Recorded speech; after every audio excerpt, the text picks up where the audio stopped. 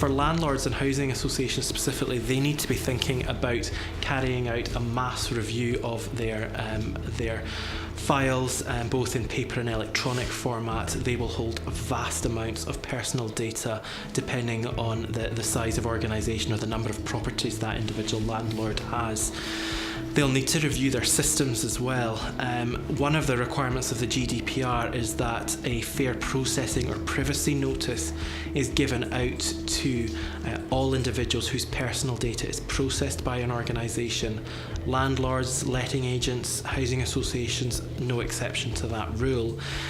Because they will, the majority of them, take in so much personal data from a variety of individuals, they're going to have to think about, from a practical perspective, the procedures they put in place to ensure that that notice is given out from the outset of collecting data.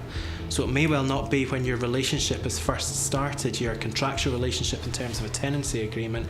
It may well come before that you're collecting personal data, i.e. at the application stage, and it's at that point that you'd need to give out your notice. So as we know, the amount of private landlords is definitely on the increase, certainly across Scotland and I think UK-wide as well. There are far-reaching implications for all involved in the collection of personal data, not least individual landlords. It's perhaps slightly more onerous on individual landlords owing to the fact that they are perhaps carrying out this business as an aside to their normal day-to-day job as well. Unfortunately, that doesn't excuse you from complying with the GDPR. You'll have to think about your own mechanisms for storing personal data.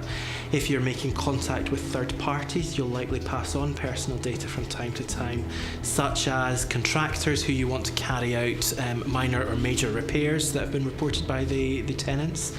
If you're passing on your tenants' personal data, then you're going to want to know that the individuals or companies you're passing on that data to are thinking about GDPR and are complying with the requirements of GDPR as well.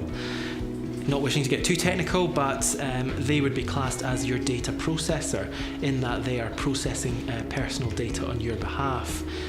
They're not immune from the terms of the GDPR either, and they should be complying with the GDPR as well.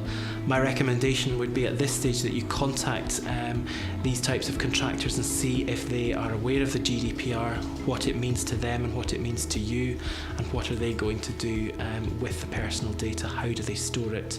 Do they store it securely? How do they delete it? How do they destroy it? You're going to want to cover topics such as that.